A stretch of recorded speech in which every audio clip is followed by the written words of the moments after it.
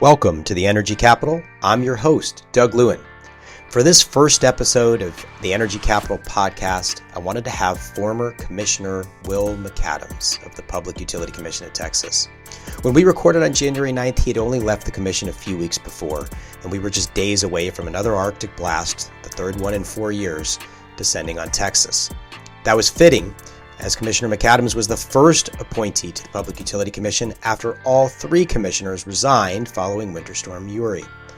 He recounted the chaos of those early days. We also talked about what he was proud to have accomplished, including winterization of power plants and establishing a virtual power plant pilot. We also talked about what he wishes he could have achieved if given more time. Mostly, though, Will is an incredibly thoughtful and insightful energy expert. He listens, he reads, he thinks deeply, and Texans were lucky to have him at the PUC these last 3 years. You'll hear him doing some reflection on his own responsibility for Uri, something extremely rare among public servants, the industry, or really anybody. I think what I most enjoyed about this interview is what George H.W. Bush called, quote, the vision thing. Too often policymakers and regulators lack vision. They're putting out fires and don't have time for anything else. Not Will. He's got a vision of the future of the grid, which is, as William Gibson famously said, here now, it's just not evenly distributed. Texas has more of the future here now than just about anywhere in the world. More wind, more solar, more batteries, more extreme weather, more industrial electrification, which we talked about in this podcast, and with each passing day, more distributed energy resources, small sources in customers' homes and buildings. Will McAdams did a great job in this podcast of painting a picture of where all this is headed. I hope you'll enjoy listening to Will as much as I did. This episode is free. About half of the future episodes will be for paid subscribers only, so please be sure to subscribe at the Texas Energy and Power newsletter at douglewin.com.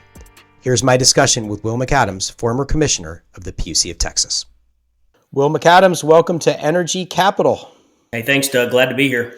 So excited to talk to you. Obviously, a whole lot to talk about, but let's just start with your background. What was your path to being a public utility commissioner? So I landed in Austin around 2009. I was fresh out of the U.S. Army. And I went to work as a sort of jack of all trades, legislative aide, staffer, policy analyst to a state senator. And that senator happened to be Troy Frazier. And Troy Frazier was a pallet manufacturer from West Texas who was a long-serving legislator. And as a part of being a manufacturer, his number one cost of doing business was electricity. And so he always had a passion for energy, electricity, industrial policy, and it was actually one of the co-authors of SB 7. And so his policy focus was always in that area.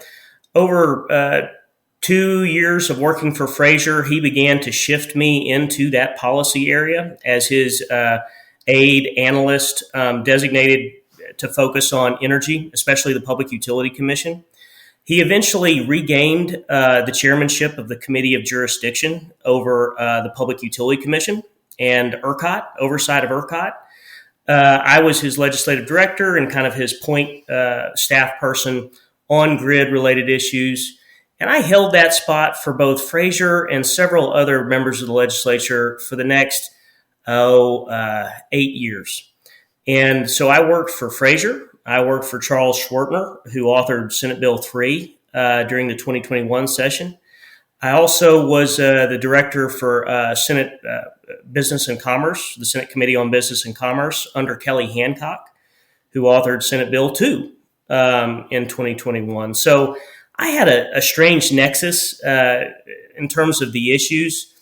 I also worked for Speaker Dennis Bonnen for a period where I was his advisor on regulated industries, for business and regulated industries. And then energy had burned me out in 2019, and I decided to step away and became president of a statewide trade association, Associated Builders and Contractors of Texas. and happily focused on employment and construction related policy for a year and a half. And then Winter Storm Uri happened in 2021, and I got a call, and that was after the recording of Arthur DeAndrea broke, and the final resignation was announced at the PUC, and the rest is history. I onboarded shortly thereafter. So you were appointed on April 1st. There's a lot of jokes that could be told there, but I'm sure at many points you felt like that. You know, what am I doing here? What have I taken on? What have I walked into? Right? I mean, it was a extraordinary set of circumstances where I'm not sure it has. I'm pretty sure it doesn't have any precedent. That all three commissioners were gone. There were no commissioners for a period of some weeks. You're appointed on April 1st. Can you talk a little bit about what those days and weeks and even the first couple of months were like? Clearly the dust had not settled from Winter Storm Uri. People were still processing it. There's all sorts of what's going to happen next. It must have been some form of chaos. What was that like? Yeah, it was not an orderly transition of authority and responsibility. I'll say that. But we made the best of it. As you recall, the legislature was in session. I was over at the Capitol a lot doing my job as president of ABC.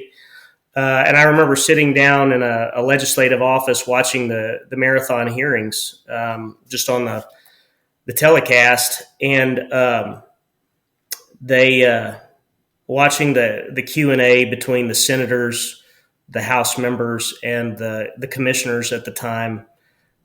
It was painful to watch, and it was tough to watch. And people would ask me what's wrong, and I'm like, look, I feel partially responsible for this. I mean, I had a hand in crafting policy over the last 8 years, decade, and this collapse of the system was it was personal to me, and it was personal in trying to stabilize the system and recover, rebuild. So that's what I wanted to do. And when I got that call, I was like, yes, absolutely. Let's do this. Let's help. And so my history in the state Senate was very important in terms of that first nomination. Any of the commissioners who were going to be onboarded at that time had to undergo Senate confirmation. And if the public was questioning the competence of the commission, the state Senate certainly was. And you could even multiply the intensity of that skepticism on the part of the Senate. And so, I had spent 10 years in the state Senate by the time I had left. And I knew all the senior senators. I knew all the senior staff. The lieutenant governor and I had met before. I'm sure he kind of put the face with the name when we had our first meeting, which was an hour-and-a-half meeting before my name was even put forward on a appointment list. And that was a tense meeting. I will tell you, I've never been in a more high magnitude interview than with that meeting, because he wanted to know somebody was going to come in here and do their duty. And so I passed muster. He said, I believe you'll do your best, and I'm going to support you. Walk back. Everybody was relieved to hear that. The governor's office was relieved to hear that. And then they put my name out within 24 hours. And then I began to lead the way. Again, I wasn't going to be the chair. Peter Lake followed 2 weeks later. But I was going to onboard first, assess the situation, and then get confirmed, ultimately, which the Senate did in short order, and start to rebuild at PUC. I remember walking over to the PUC 2 days before the vote. And actually, no, I didn't walk over. It was the day after the vote. and where I was confirmed. And I said, look, I'm going to onboard. And I met with Arthur, and the place was dark. All the cubicles were empty because they were still on COVID staffing. Only the senior staff was present. It looked like an empty ship, just cold, dark, and quiet. And met with Arthur, and you could imagine a man under tremendous strain, and he was. But he also looked like a weight was being lifted. It was a tough time for them. But, just assess the situation, got with Peter, and then we started putting things back together again. So you said it was personal and you felt some responsibility. It's interesting because I want your perspective on this too. How much of Uri do you think was, and I understand that sentiment because that's your character as a human being and your Army background and probably the way you were raised and all that. And that's admirable. And I appreciate that sentiment. That's the way I think we want public servants to think that I have some responsibility here and all that. That having been said, I still don't view Uri as a quote unquote market failure. It may be. I want to know your view on this though. Forget mine for a minute. What you had other failures as well, right? Of gas supply, of forecasting, of load going as high as it was. So energy efficiency comes into this. Yeah. And then the market maybe is a piece of that. What is your sort of diagnosis of Uri, and where the sort of what were the major problems, and how does the market structure fit into that puzzle? Yeah, no, it was a confluence of events. It was not a market failure. I can say that emphatically, clearly now. What happened in 2020, and I started alluding to this from my statements from the dais shortly after we had the new commission composed. I said, look, this was a confluence of events. It certainly appears that way. The last 2 years and 8 months have only affirmed that in my mind. And you got to remember what was happening at the time. The economy was coming back to life after Uri. And so what had been happening over that year and a half between COVID forcing the dormancy of the economy, load had stayed steady state. There was no load growth over that year period. By 2021, everything was reopening again. All the industrial processes were reopening again. And what had happened between 2020 and 2021 and what had been building before that was a crash course industrialization, electrification movement, and especially in Texas, because we are one of the manufacturing engines of the country.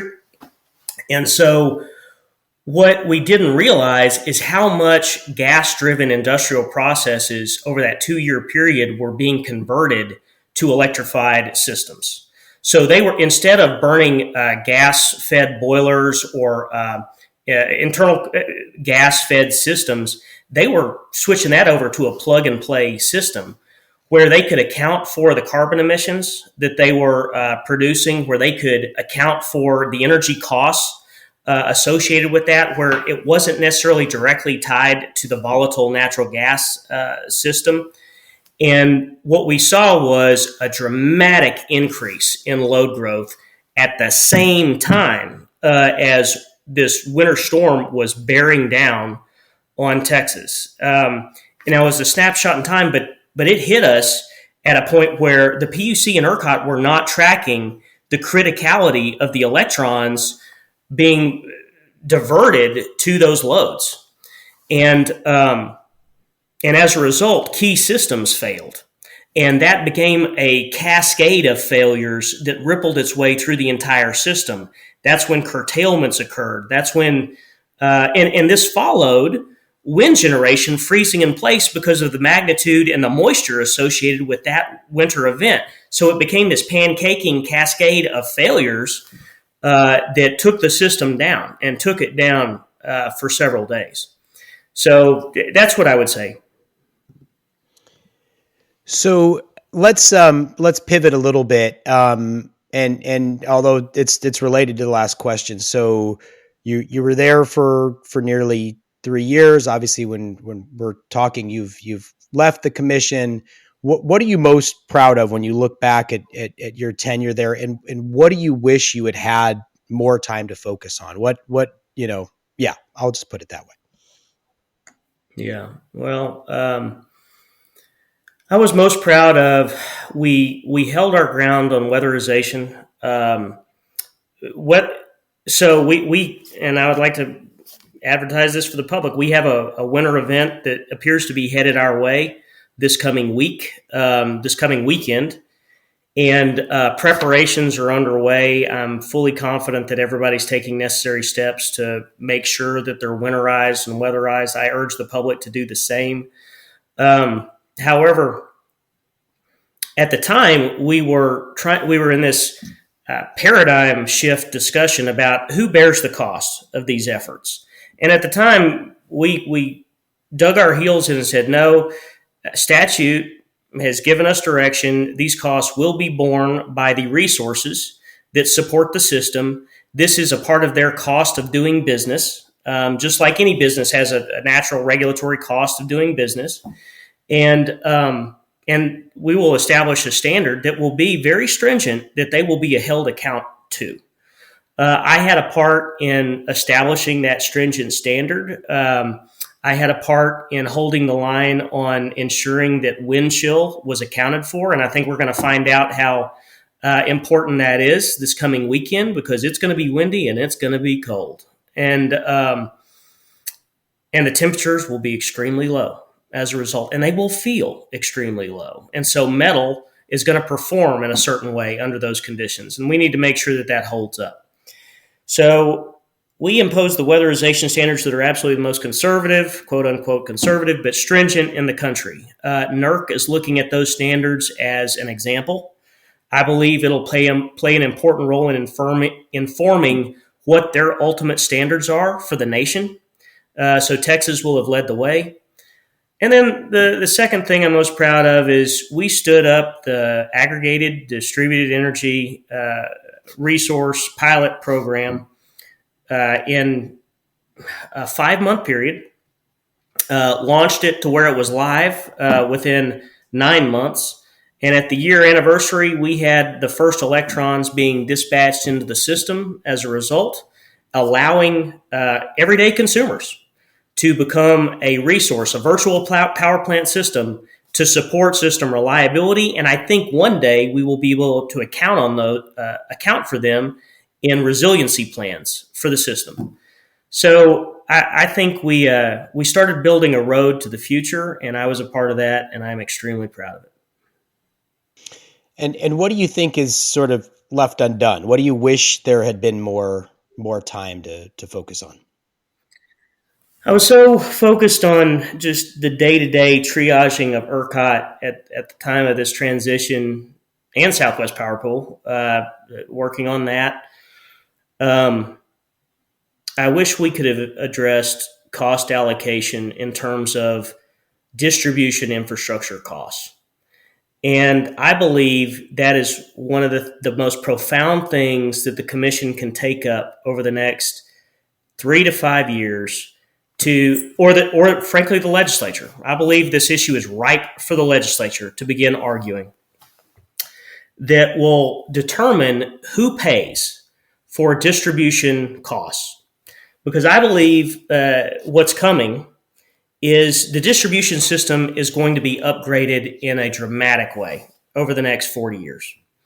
And the resources that we can begin aggregating and bringing in and dispatching into the system, not from the transmission system, but from the distribution system, will help support our grid from now for 100 years from now. And if under the current policy, if those costs are completely borne by the consumers at distribution, that's your mom and pop businesses, that's your small to mid-level commercial consumers, that's your low-income residential consumers. They're paying the cost of that, and it could be a crushing cost. So I think ultimately the commission needs to, and this is what I had launched but didn't have the time to finish, needs to have the discussion and ultimately decide that those costs need to be borne by the system as a whole, because ultimately that will help spread the cost across a greater pool of consumers to include our large industrial consumers, because ultimately all of them will benefit equally from the reliability and the increase in resources participating in the energy market, which will ultimately bring down wholesale energy costs and help support system reliability and resiliency while decreasing price volatility in the system, which eventually costs consumers. So I understand generally what you're saying, but I'm not sure I follow specifically on the distribution infrastructure costs. You're saying it should be spread across. Is it not currently done that way? No. Okay. So tell me more. No. It's so if you're a consumer, say in Houston, the costs for the distribution system are borne by those consumers in the CenterPoint Energy service territory. And so that's just basically Houston people paying for Houston wooden poles that are outside of their homes. But in an environment of huge electric load growth, the distribution system can do a lot more and become a lot more sophisticated to where it can handle two-way traffic of power, not just along radial systems. Instead of just receiving power from the transmission grid to their home. And in so doing, you can start hooking up cars, you can start electrifying all this stuff that we're installing in our homes or putting on our businesses. It allows that neighborhood to be a lot more sophisticated and a lot more resilient than it currently is.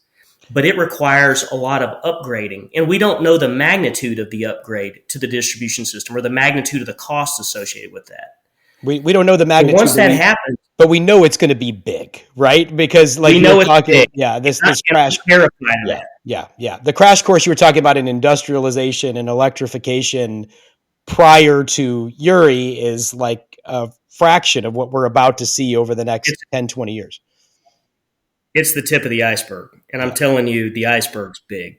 Yeah. And so if you can socialize that beyond the distribution system to the transmission system, then that means all of the industrials who currently do not pay distribution system costs would bear a portion of the burden because, again, they're consuming large amounts of electricity. And they would be able to socialize those costs over a greater pool of payers and support the system which they're benefiting from. The industrial consumers pay transmission based on their 4 coincident peak, but they don't pay for distribution at all? Because they're not interconnected at the distribution level. Because they're okay. They bypass that by building their own substations and interconnecting right there at transmission.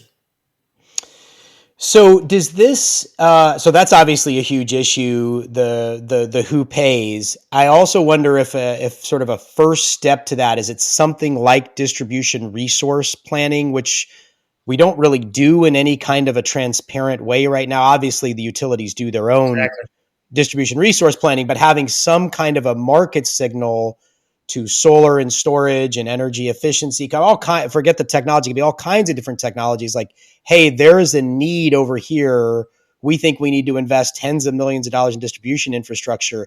Is there a solution that can be met for millions of dollars instead of tens of millions? But there's no market like that right now. There's no market signal. Is that correct? That's right. The VPP was the first market signal that was introduced really at that small of a scale at distribution. And there's starting to be market signals on that part, Doug, because, and this is for the more sophisticated listeners, because congestion costs at the transmission system, on the transmission system, are growing leaps and bounds. So people are starting to feel on a nodal basis. Okay, so the nodal system are a series of price points that are based around your closest substation, in your neighborhood. And the reason they do that is because that helps the system signal where scarcity is occurring. And at the transmission system, think of it just like traffic congestion. There's too many people or too many electrons trying to get on the system at one place congestion builds up, it backs up power beyond that point and starts backing down power resources, whereas scarcity is experienced on the other side because it's free highway and people are calling for more cars to be on the road, but they can't get through because of the bottleneck. So it creates a price formation problem on the system. Well, that sends a signal that there needs to be more resources closer to the loads. And that's what these smaller resources can provide. They can start to spread out the cars coming onto the system. And as such, we don't have as many bottlenecks and the costs start to decline. Yep. If that makes sense. It does make sense.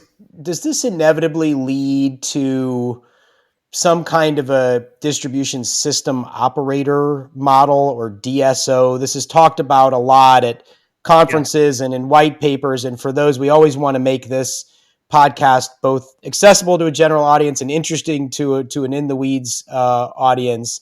But a distribution system operator would basically be somebody who's coordinating all of those small sources. If you start to think of all the batteries in the vehicles that are starting to come, 250,000 electric vehicles on the roads of Texas already today, probably pretty quickly heading towards 500,000 and then 1 million after that. And each of them have pretty good sized batteries inside them. If nobody's coordinating all of that and they all plug in at 6 o'clock when people get home from work on a summer day as the sun is starting to set, we're going to have major problems. The inverse is true. If they're all being coordinated and orchestrated in such a way that their power, at least we're not charging them and potentially even reversing flow to the home so that it's consuming less from the grid, we could alleviate a lot of the problems we have. But doesn't some entity need to coordinate all of that, and who could that be? Well, so we had talked about that. I had talked about that with ERCOT system planners, and they said, well, look, we believe ultimately something like that is needed. We don't want to do it. And I'm like, understandable, but we need to start talking about that. But in terms of the distribution system build out, Doug, this is a 40-year play. This is the future. And that's why the conversation has started now. It's going to be an evolving conversation because there's going to be some entities, namely the IOU TDUs, so like CenterPoint Energies and Encores of the world, the electric cooperatives, so South Texas Electric Cooperative or Pedernales Electric Cooperative, the municipal systems, CPS, Austin Energy, who will need to consider ceding some of their current authority in terms of coordinating their distribution system to that operator, to that new system operator, distribution system operator, just like they have done or federal policy has required them to do toward ERCOT in terms of management of the bulk power system. So that's going to be an evolving conversation on how that could unfold. Could the utilities themselves, the Austin Energy, the CenterPoints, the co-ops, play that DSO role, or do you think it needs to be something independent, or have you not thought about it enough to say yet? No, I've thought about it because I figured. One of the big things that I believe is underway, and this is frankly counter to broad-based federal policy, I think right now, is I think we're on a long march around for the last 100 years. The grid has been on a long march toward more broad-based integration as a system. Okay, as for ERCOT, that's been as an islanded system within the national grids. For the other grids like SBP, PJM, CERC, it's been integration with each other, to make them more be able to lean on each other. I believe right now, with the type of load growth that we're seeing, okay, that everybody's going to start to default back to a more islanded approach just to sort of stabilize the system and manage their systems, and then begin another phase toward more integration. It starts and stops. But as a result, those regional entities, the center points of the world, or the Encores of the world will begin coordinating possibly with their neighboring cooperatives to better manage regionally the distribution system and what that could dispatch onto the bulk power system ultimately to move around the state. And I think that's not a bridge too far. I believe ultimately the market will signal that that is needed, but it's not ripe yet. That's fascinating. So this is actually a good. I want to make sure we take just a little step back and focus on the specifics of the VPP pilot and what the Aggregated Distributed Energy Resource Task Force. That is a mouthful, but there is this task force. They continue to meet in Texas and will continue going forward. It was just announced, I believe, just last month, in December of 2023, that the aggregated distributed energy resources would be allowed to participate in this new ancillary service, the ERCOT Contingency Reserve Service.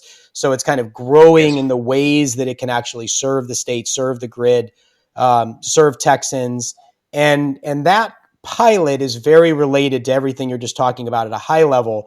But let's bring it into the specifics. Can you just describe the pilot, what it's about, what barriers it's trying to overcome, sort of, what it is, what it's achieved so far, and where it's headed? I think we've already covered why it matters. I was going to ask you why it matters. I think we've already covered that. You could say more about that, but what does it do? Where is it at now, and where is it heading? Okay. Well, high level, the reason I pushed so hard for this is because, again, my mission was to stabilize the system. And I had to do that in an environment where I was trying to stabilize the system with a moving target, meaning the demand kept on going up. At the same time, I was trying to find resources to satisfy the demand, find the supply. And there was no supply getting built.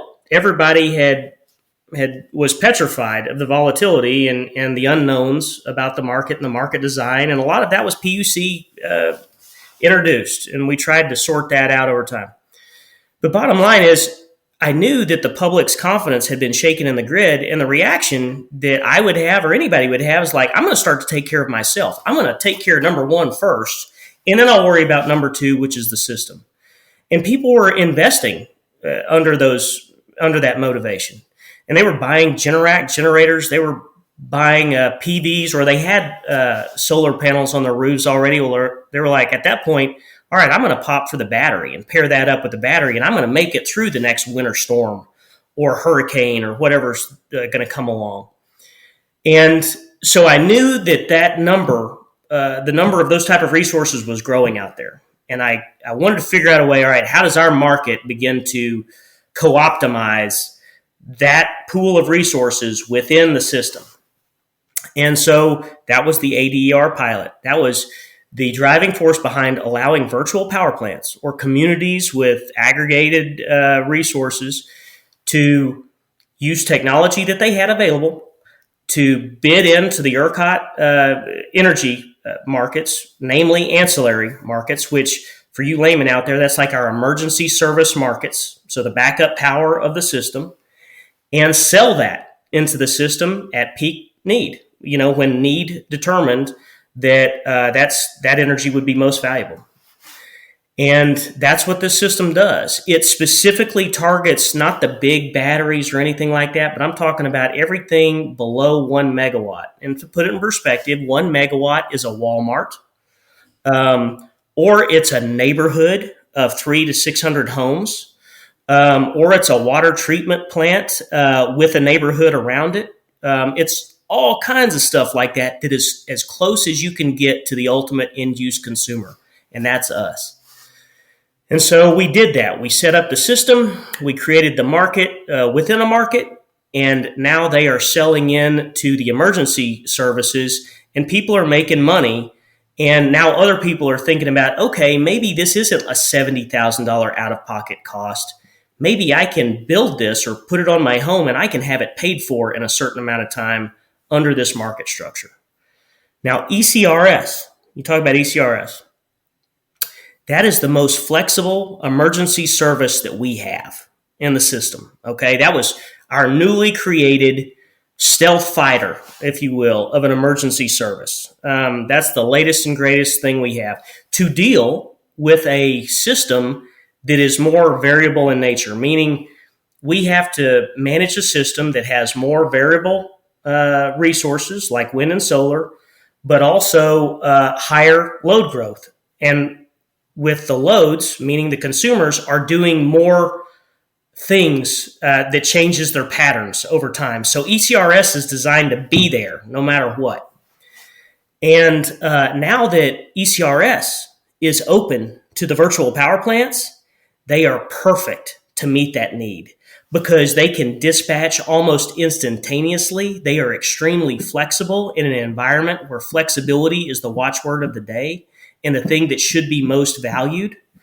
And ultimately, when we have a winter storm come through, these guys are going to be a valuable component in shoring up the system in the face of it.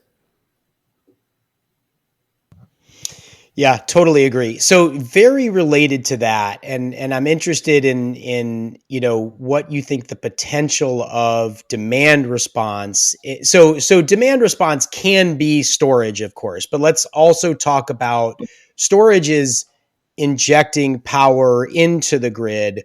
What about actually removing the demand? So I think, in my understanding, Will, at this point in the pilot, there isn't any reductions. There's no like aggregation of thermostats or electric hot water heaters. Is that correct? Or so it is, because we were first and foremost focused on, because we hadn't done this before, Doug, in terms of injecting power into the system. Yeah. So we had to learn, because again, the whole point of the pilot, and the reason we have it as a pilot, is it's a sandbox for experimentation.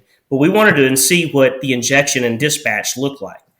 But the pilot is an insert within a rarely used and not well-known program, which is the Aggregated Load Response Program inside of ERCOT. And so the ALR program can already pay loads to turn themselves off, and all kinds of loads, like aggregations of small loads, can start to reduce their demand at key times. And so when the pilot continues to move forward, we can start to co-optimize both the dispatch of the resources in the pilot and also to incentivize and send the market signal that the aggregations of these smaller demand response pools can be valued and compensated. So I think that is in the future phase of the pilot, to send a more targeted market signal for the bundled demand response to be paid. No, that makes a lot of sense. So the learnings that happen within this VPP pilot can help to kind of extend that ALR, which to my understanding is mostly used for the bigger stuff now, Bitcoin mines and steel mills and stuff like that. Yeah. But there's nothing stopping the smaller ones from getting in. What is stopping it is lack of market signal, lack of experience, and the VPP pilot is bringing those things forward so that the ALR can be sort of expanded to include more of these smaller resources. Well, and I'll tell you what this pilot does, Doug, is it sends a value signal to create a business case for the retail electric providers to actually develop the technologies needed to telemetrically control and both the dispatch of resources into the system and the demand response needed to turn consumption down into the system. And once that is certified by ERCOT, then they can bundle the demand response together and actually provide a value stream to the end-use consumer. To date, we have not had that. With the pilot, we now have that signal. So I want to put a finer point on this just to make sure, because this can get a little bit esoteric to those that maybe aren't involved in this, or even those that are involved in the market but maybe don't work on these kinds of issues as much. What we're talking about here is customers getting paid if they volunteer, if they want to, right? If they come forward and say, I want solar and storage, or I would like to participate in a program where my electric hot water heater, my pool pump, my refrigerator, my thermostat is reduced at certain times. I can actually get paid for that if I choose. So there's the affordability piece here, bringing down the cost of energy, bringing down the cost of new technologies. And there's the reliability piece, right? Which is, if I'm a Texan who says, I don't want any part of this. I don't want to deal with solar panels on my roof. I don't want anybody ever touching my thermostat. That's fine. Right. If your neighbor or somebody down the street does, your affordability gets better because the overall system cost is going down because we have more resources, more competition, and the reliability of the system is going up as well. I was struck by an exchange you had with Woody Rickerson, the COO of ERCOT. This is September 14th. It was just after we had been through 11 conservation calls over the summer, just 8 days after there was an emergency alert, and we were very close to having rolling outages. On September 6th. And you asked him, you said, is this the future? Meaning all these conservation calls and the emergency. And he said, yes. And I thought that was particularly striking because I think it's a possible future. Yes, we could have every summer where we have a bunch of conservation calls and emergencies. There is another future that's possible, which is a whole lot of people have devices. They're being orchestrated in a coherent way. People are being paid and they're getting the bill credits, but they aren't hearing conservation alerts and emergency alerts. Am I being too overly optimistic, or is that a possible future? No, but I got to tell you, so one thing the Army taught me to do is be a natural pessimist, and so to plan for the worst possible contingencies. And do you want me to scare you a little bit? Please. So in my last briefing with the Speaker of the House, before I left the state government, I said, I'm getting out of energy. I want to go to construction. I'm sick of it. It's too bare knuckle of an industry. And he said, well, where's all this headed, Will? And I said, look, this is going to get sorted out, this energy trajectory that we're on. But what's going to sort it out is pure, unmitigated volatility. And that's because we knew that the economy was taking off. We knew that load growth was there. We didn't know to what degree, and we still don't, because every system in the country is trying to figure that out. We knew that the resource mix was becoming more variable, but it was also bringing down costs, as you have pointed out, 90% of the time. It's just that 10% really gets you because it comes at unpredictable moments. But ultimately, where I was going with the statement, and I said, ultimately, cost volatility will drive consumers and the market to answer this question. And they will begin to actively engage in the market to provide solutions that will bring down these costs over the mid and long term. And we will have a more reliable and more resilient system as a result of it. But nobody's going to get off their hind end and go and invest in that on a hypothetical. Frankly, they're going to have to see it. And I think we're seeing that now. And ERCOT is not the only system. I work with other systems, and they and will continue to do so, and they are experiencing the same thing. We are just on the leading edge, and I will say it's because our load growth is that much more than theirs is right now.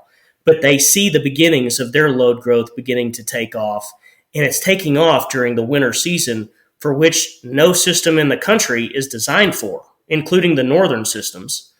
And that's changing the planning calculations on the part of the grid administrators.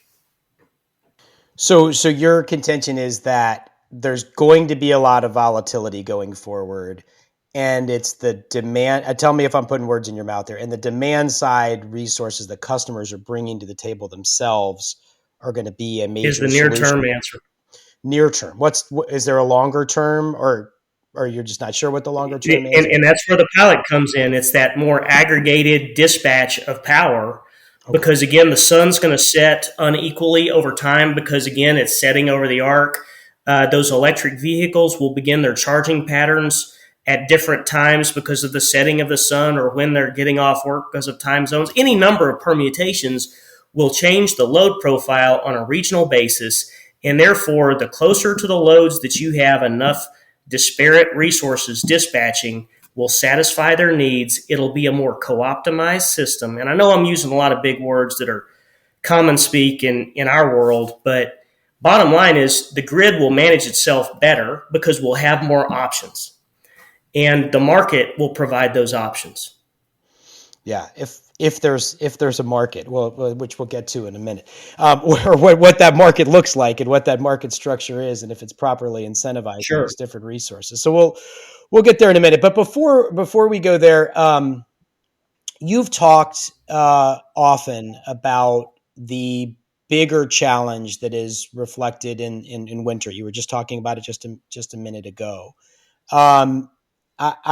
I want to talk a little bit about one of the things that is driving the winter problems. This is something I talk about a lot. It won't be a surprise to you I'm bringing it up, but it is the sort of inefficiency that we have built into our system, particularly from resistance heat, from really inefficient heat, which according to the Department of Energy, we have resistance heat, which for those who don't know, and I've talked about this a lot and written about it a lot, but it's basically the technology of a toaster oven or a hairdryer, but sized for an entire home.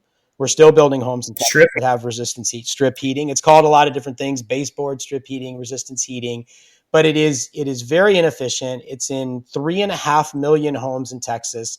I just heard a presentation just last week, Will. It was at a symposium at the University of Texas.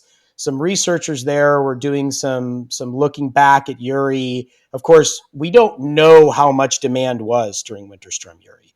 ERCOT estimates it was 77 gigawatts. I had heard an estimate from Texas A&M that was published that said 82 gigawatts. This team of researchers at UT believes it was 87 gigawatts during Uri, driven by extremely inefficient heat in poorly insulated homes.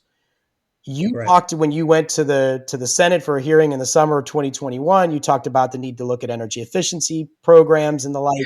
Yeah. We have done. There have been some increases in the energy efficiency programs to demand response. There's the VPP pilot. There's a lot of things to point to where progress has been made, but energy efficiency, as far as I can tell, and you may have a different view of things, we haven't made any progress on energy efficiency. The programs are still as they were 3 years ago. Why is that? And what needs to be done there? So, all right, one of the conditions, and everybody needs to know about this, in PURA, the Public Utility Regulatory Act, the conditions upon which the PUC can set energy efficiency standards are pretty restrictive. In terms of building an energy efficiency program that our regulated utilities manage. It's very stringent and prescriptive in the statute. This is one of the reasons, when I first looked at this, one of the virtues or features of being the first at the commission, you kind of get to pick what you work on first. And that's why I focused on the VPP programs, because one, I saw the sense of urgency associated with it, and then two, I had more flexibility to do things within the ERCOT market as a PUC commissioner than I could as a PUC commissioner related to energy efficiency, and that's because the statute was so restrictive about what we could do and how we could do it. And so I would recommend that the legislature does need to look at the energy efficiency statutes, determine what actual powers the PUC has to create standards, what our targets for the standards are, where those costs to pay for those standards can be levied. But ultimately, absolutely, that is a midterm and long-term essential goal for the system, because you have to smooth out the trajectory of demand growth, and energy efficiency is that braking mechanism, because it's a difference between climbing a hill and climbing the altitude like an F-35 fighter. You do not want that steep of a curve. You want to flatten out that curve to make our infrastructure planning processes more achievable and orderly, and to prevent cost shock within the wholesale market to the rest of the system. That's what you're trying to prevent, and that's what energy efficiency provides you. We just didn't get to it over the last 3 years because, again, we were trying to, one, stabilize the ship, and then two, guide it around several icebergs within this ice field, and keep moving forward. Yeah, you guys obviously had a ton on your plate. I will point out the legislature during the 2023 session, there was a bill that passed the Senate. It did not pass the House, but that would have required a 5x increase in energy efficiency. So huge credit to the Senate for getting that done. And hopefully next time the House will push it through too. But there was a bill that did pass the House and the Senate, Senate Bill 1699. It was related to DERs. Right. And it had a provision in there on energy efficiency and demand response. And I'm reading from it. The commission by rule shall establish goals in the ERCOT power region to reduce the average total residential load. So that is Utilities Code 39.919. So that's there, and it does say shall. So hopefully your successors and the current commission will take that up during this year, because I think that's right. I think that's a good analogy. The difference between a climb of a, what did you say, of an F-35 or F-15 or whatever it is versus a nice gradual kind of a slope. Energy efficiency can provide that. Yeah. So, and we saw that during, go ahead. Well, so I'd have another recommendation on that front. One of the things that needs to be looked at is, the federal government just appropriated a lot of money in the Inflation Reduction Act. There is a lot of money out there for appliances that increase energy efficiency. That program is supposed to be administered by the State Energy Conservation Office. Okay, so they're supposed to find homes for this money to help people purchase appliances to bring down their energy costs and increases and manage their energy consumption. The PUC goal should be somehow tied to that effort, because you establish a goal, but you have to figure out how to meet the goal. Well, that is at least an existing mechanism with resources that allow you to try to meet that goal. So there needs to be a synchronized effort on the part of the state. It's not just the PUC, and that's what I'm saying. Because we can be as much of a toothless tiger as any other agency, unless there's some type of way to operationalize to meet the goal. Yeah, 1,000%. The funds that are coming to the state, it's $690 million over 5 years. There's two different programs, Homes and HERA, and those are designed for folks. So just so the public is aware, and I'll put some links in the show notes so people can find out about this. There are tax credits. This was in existing statute, but it was very limited. It was like a $500 limit tax credit for energy efficiency. That's up to, and again, I'll put it in the show notes. So I'm not an accountant. You should go to your accountant for tax advice, but it's something like $3,000 a year, and it can be repeated year after year. So you can actually continue to get this. That is part of it. What the $690 million for is for the roughly 40 to 50% of the population that does not have a tax liability, because those are tax credits. So if you don't have a liability, you can't get the credit. This money is supposed to help folks that don't have a tax liability. So that is coming to the state. The state will have a lot of discretion and leeway over how to focus those funds. And if the State Energy Conservation Office and the Comptroller and the PUC all get together and focus this on HVAC and insulation, it could have not only a great impact for the people that use those funds and lower their energy bills, but also for everybody in the state to increase reliability, to decrease the probability of outages. And Doug, let me pile on to that to an extent, that heat pumps. You brought up heat pumps. All right. The term heat pump terrifies me as a regulator, and I'll tell you why. Because we talk about strip heating. I was talking with Jim Robb with NERC and TEPRI, and 90% of the heat pumps that you will find in Home Depot or Lowe's are not variable cycle heat pumps. They are not the efficient heat pumps that we need to get in people's hands. They are heat pumps that are essentially strip heaters. The exact heating system that we want to try to avoid on the system is what is being marketed out there as a heat pump. But that's the type of load that will cause a reliability crisis. That's the type of load that will keep us in rotating outages for days on end.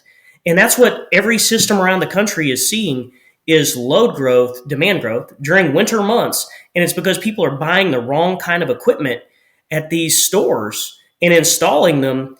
And that's the kind of stuff that SECO program could help assist with, and get those appliances in the hands of lower income folks who need to be using that to normalize their consumption and reduce cost and help the system.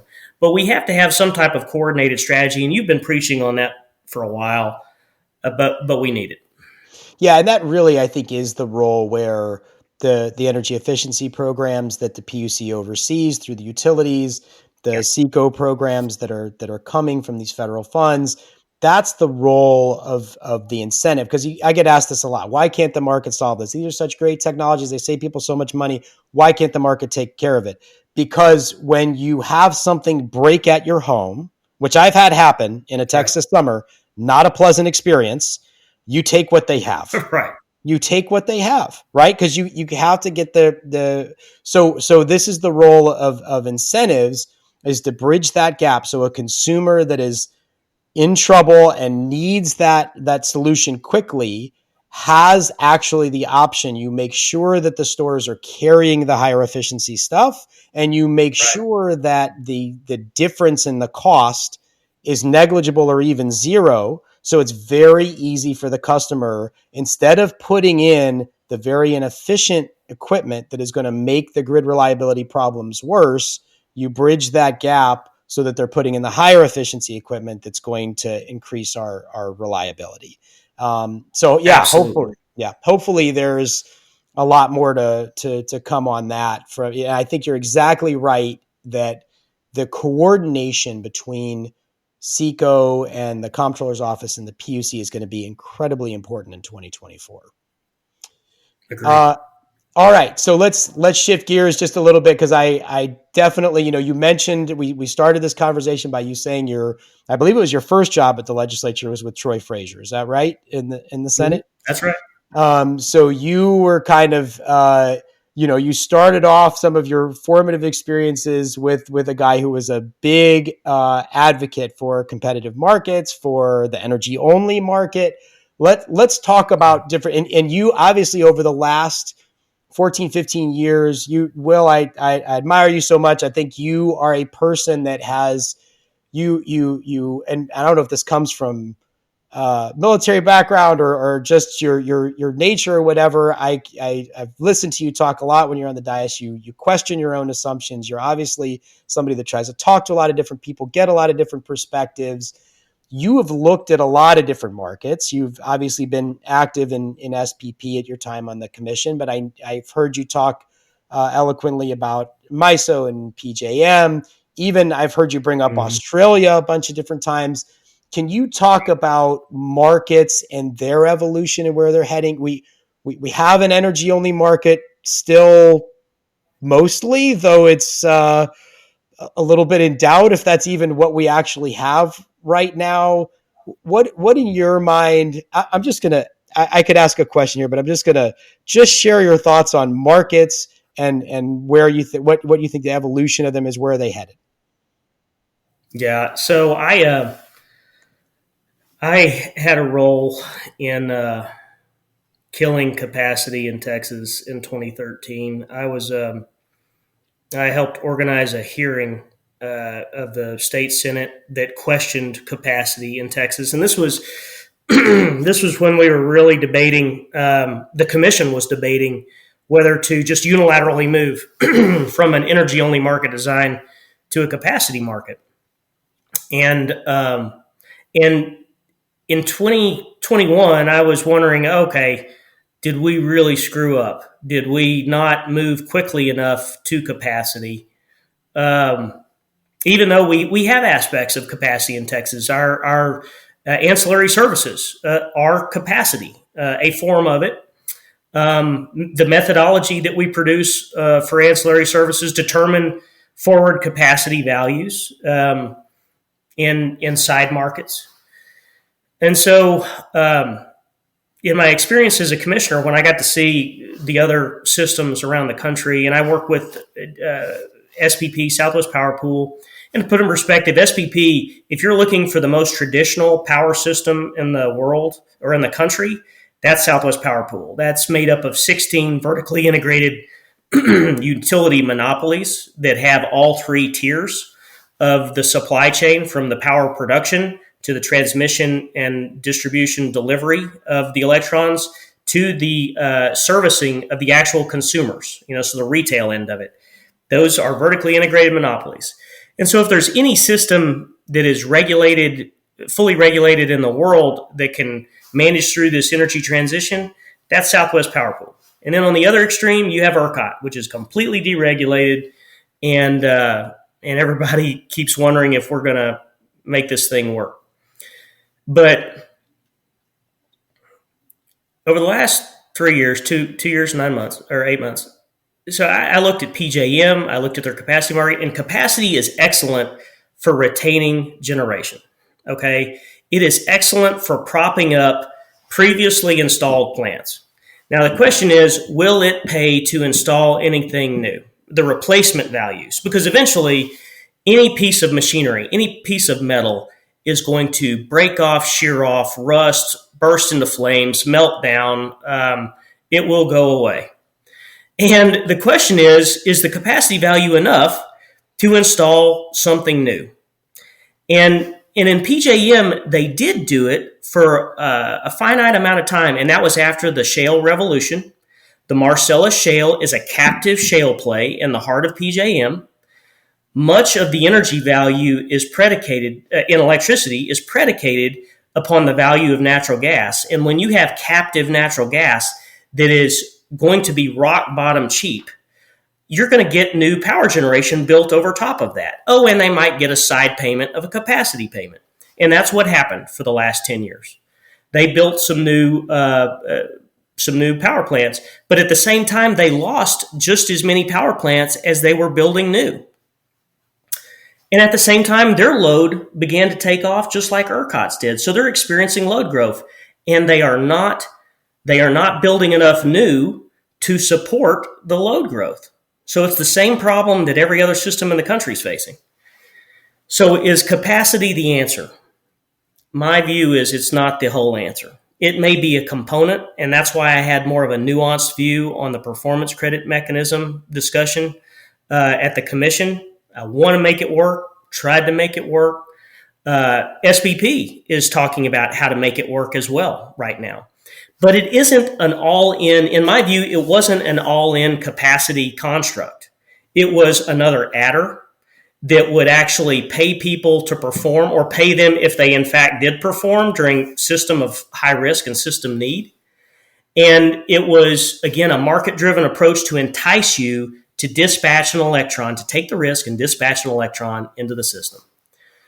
The jury is still out on what the best market design is. And again, that's why I don't want to put my eggs all in the basket of big power resources that are being installed at transmission. I want to get down closer to the consumer, because what I do know is that technology has vastly improved since the 1970s.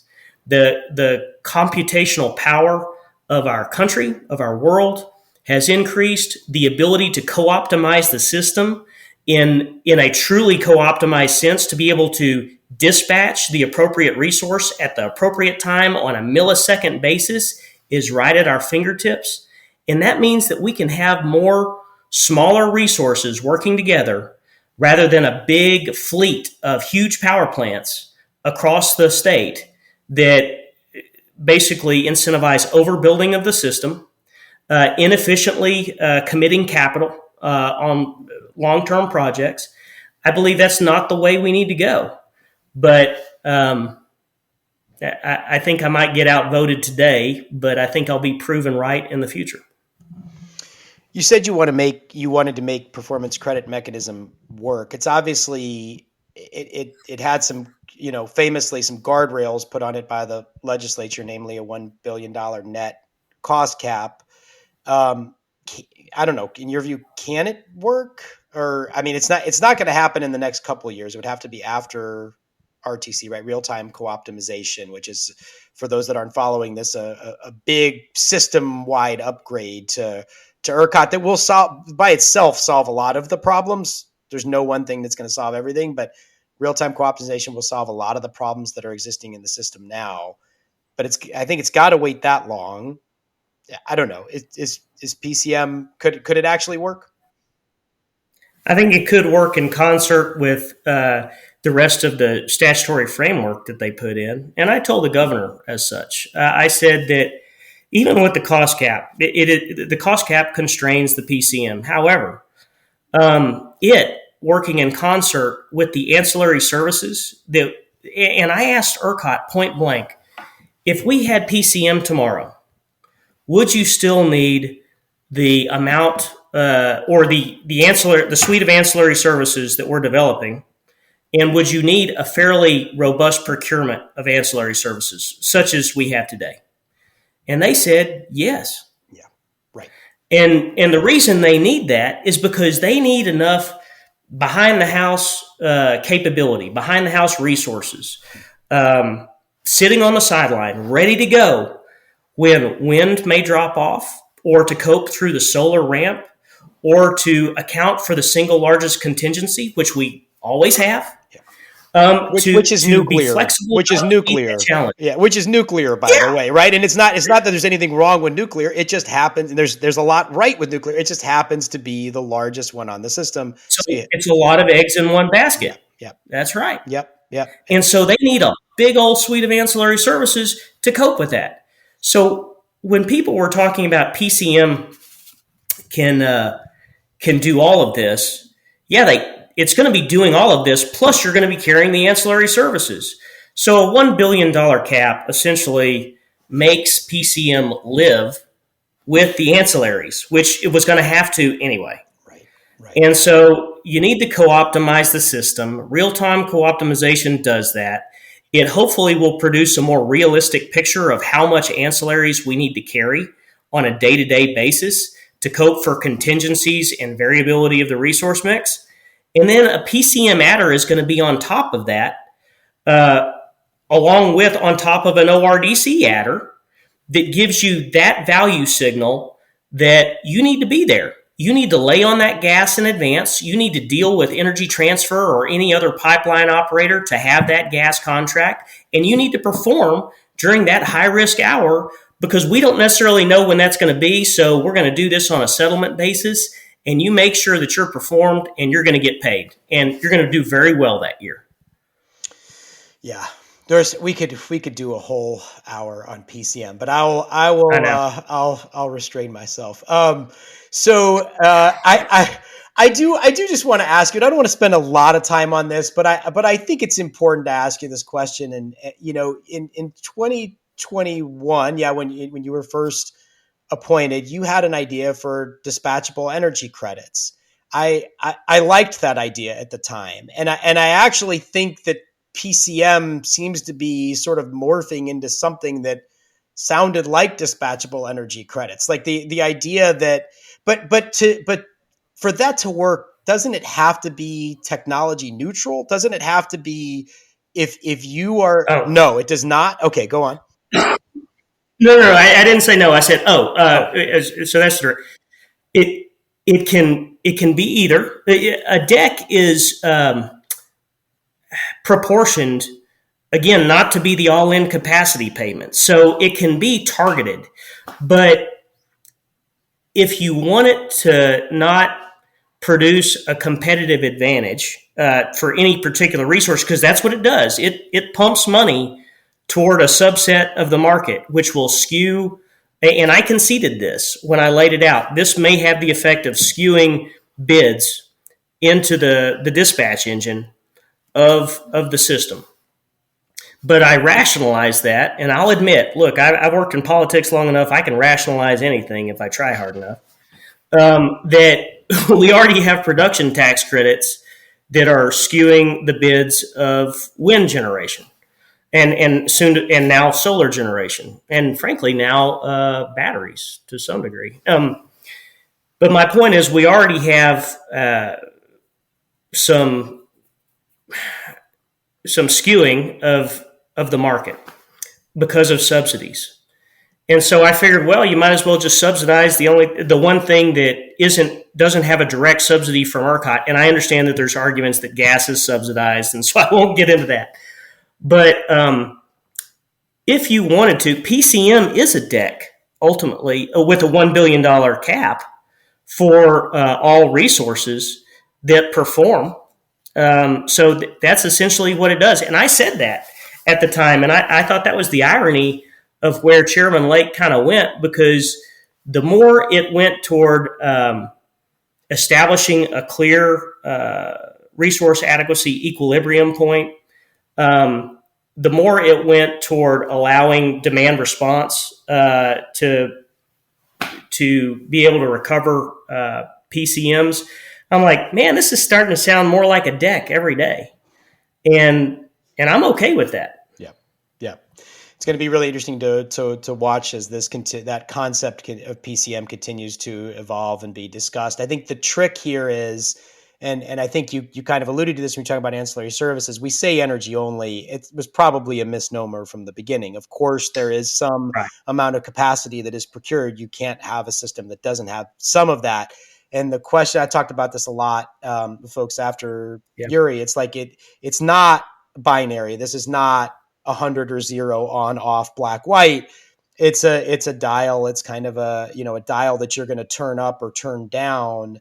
And I think the trick is to not turn the dial so far towards capacity that you lose that competitive market signal, that you do let stuff that needs to retire because it's not reliable and it's old and let it go.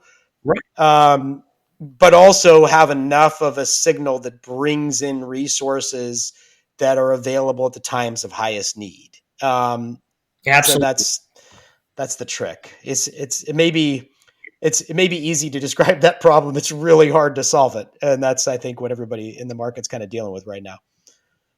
Yeah. I mean, it requires a certain amount of faith in markets, and Sam Newell really got after me in the early days of our market design discussions because he accused me of not having faith in markets. And I think it was around the DEC conversation.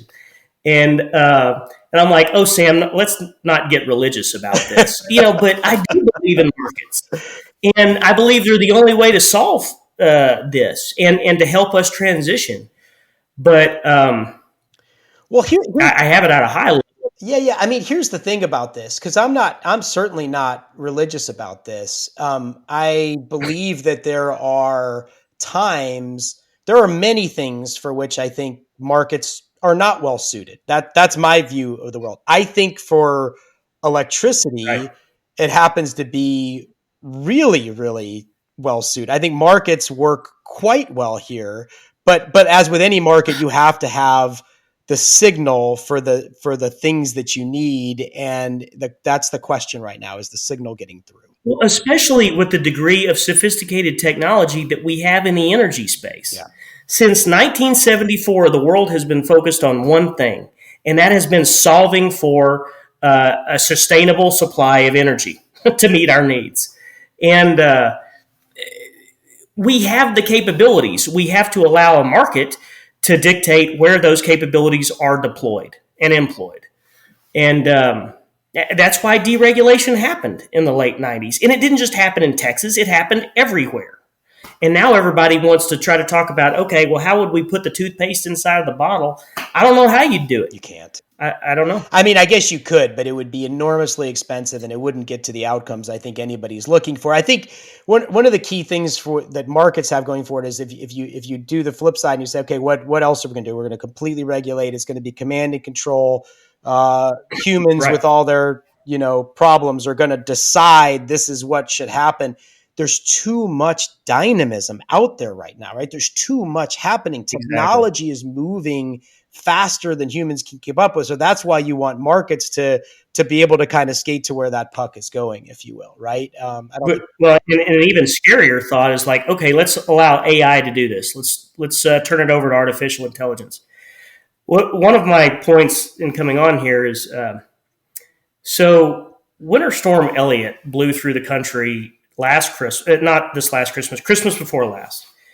And Tennessee Valley Authority went into load shed for the first time in 60 years. And they did so because of a number of things, but chief among them was they missed their load forecast. And so did PJM, and so did ERCOT, and so did SPP, and so did every other system in the country that was affected by that storm. And they missed their load forecast from anywhere from by a magnitude of 10% to 30 to 35%. Yep. Okay. There were huge misses all over the country. That's the kind of data that will be inputted into artificial intelligence if they were running the vertically integrated monolith of the electric grid of the future. Okay. So AI is only as good as the data being inputted into it. And we're really bad at load forecasting. Yeah. And so I recommend allowing the markets to gauge where we're at right now, because like I said, you're picking your way through an ice field, and that iceberg is really big that's just below the surface. So you better be careful. And whatever kind of capacity market you have to be able to do that. That load forecasting piece is huge. And yeah, it's critical. Right. And the ability for folks to get that right seems, to your point, to not be very great. This is another thing I talk about a lot. That was a recommendation out of the FERC and NERC report, was that the balancing authorities, like, for example, ERCOT, need to get better at forecasting demand. That miss in ERCOT was 23%. So you mentioned that range of 10 to 30. It was on the higher end of that range in ERCOT. And, it'll be interesting to see what happens in the coming weeks. We're recording on January the 9th, but in the next week or two, as this cold front moves through, I think that those demand forecast misses are happening because of resistance heat. They still don't understand. I do too. Yeah. Yep. One other question, a little bit of a pivot here, but I wanted to ask you about this too.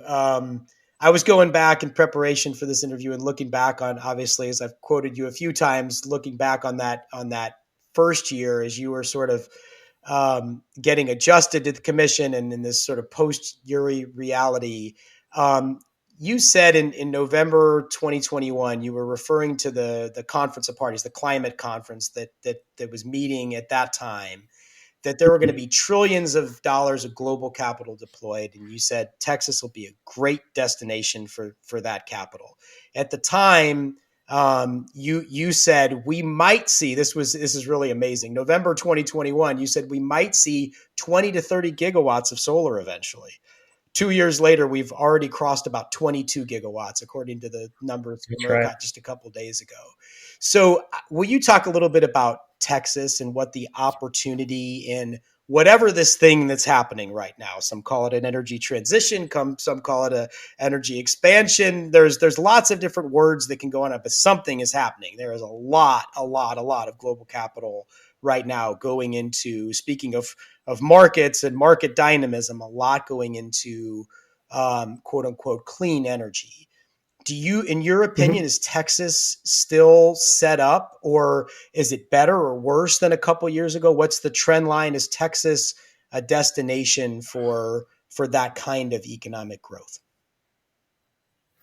Texas, just like my ADER pilot program, is the best sandbox on the planet to test whether this energy transition is going to work for the betterment of our people or not.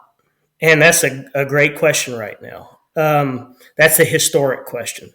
But as a result, we will have capital deployed on both the load side and the resource side. And so at the same time, we saw 20 gigawatts of solar deployed in the system, or certainly another 11, and then we'll have 20 by the end of, or probably going into next summer. So that total of 30. We've doubled our battery capacity. We will double it again very soon. And batteries are right at home in what's going on right now. And it's going to be, it has been an invaluable resource and will be a critical resource managing through the seasons that we're soon to see with the amount of load growth patterns that we have today. And so every energy company in the world is either looking at Texas or has invested capital in Texas to some degree. And it's all in how we co-optimize the system. I'm not talking about real-time co-optimization. I'm talking about how the market co-optimizes the system. And we're proving out a lot of lessons that everybody else is learning from. This PCM concept is being analyzed in SPP. It's being looked at by other systems, but it's, again, more in the DEC fashion than the forward long-term LSCRO or forward capacity market fashion. And so we're cracking the code on some innovative stuff. We've done it on weatherization. We're going to do it on other approaches. Now, ERCOT staff may be uncomfortable with that from time to time. PUC staff may be uncomfortable with that from time to time. Because, again, it's a matter of faith. You're letting other people sort of control what happens to you. And that's an uncomfortable situation. But that's the only way we're going to make it through this. And the market will solve for it. It is uncomfortable, but I think that the alternative, again, will get much more uncomfortable for Texans, because otherwise it's an illusion of control, right? I'm all for focusing on what you can control in life. I named my company Stoic Energy. I love the Stoics and focus on what you can control, but you have to be clear-eyed about what you can actually control. And as a government agency, it's really hard to steer billions of dollars in global capital. Efficiently. Yeah, absolutely not. I mean, and then you create a crony capitalist apparatus that will produce undesirable outcomes. Matter of fact, you will bumble into the outcome that you most wanted to avoid. Exactly. And it'll happen to you sooner than it otherwise would have. And that's what we've got to avoid with our policymaking right now. Yeah, it's got to be shaping, guiding, steering, not commanding and controlling, right? That's right. Yeah. All right. Well, I want to just end with these couple questions I sent you in advance to think about. None of those other questions I sent you in advance, but a couple of these I did because I wanted to get your thoughts on these. Let's start with this one. What are the 2 to 3 energy policies you think would have the biggest impact to increase reliability, lower costs, and or reduce pollution?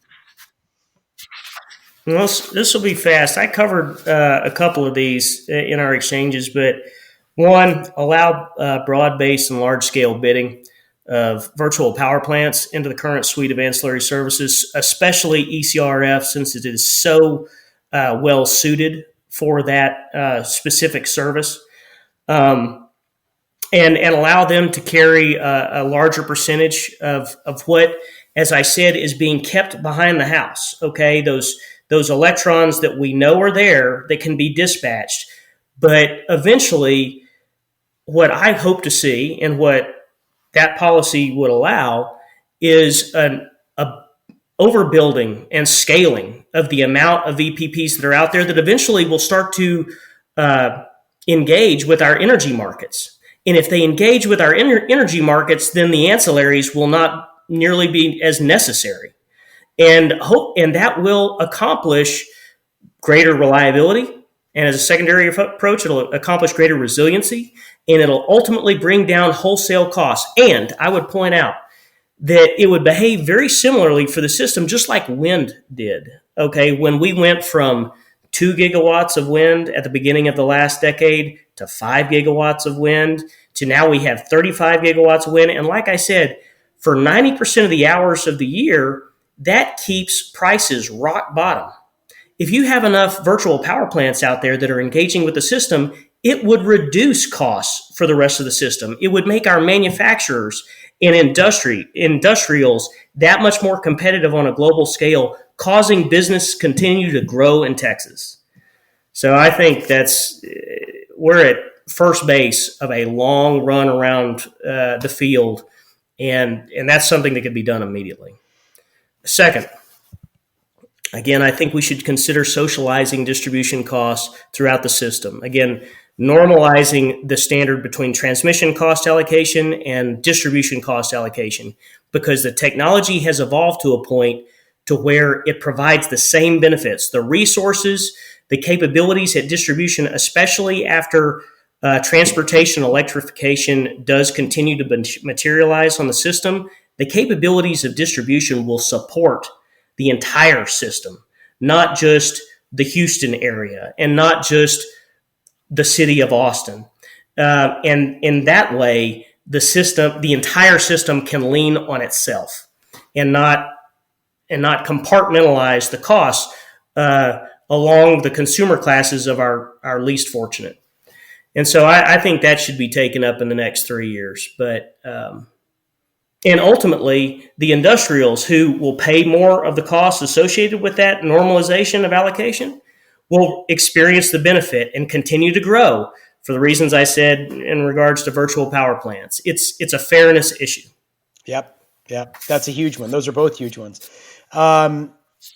So I think you've talked about this a lot, so you don't need to go deep on this one because I think most of the conversation is kind of focused on this, but what will the grid look like in 10 years and how is it different for consumers?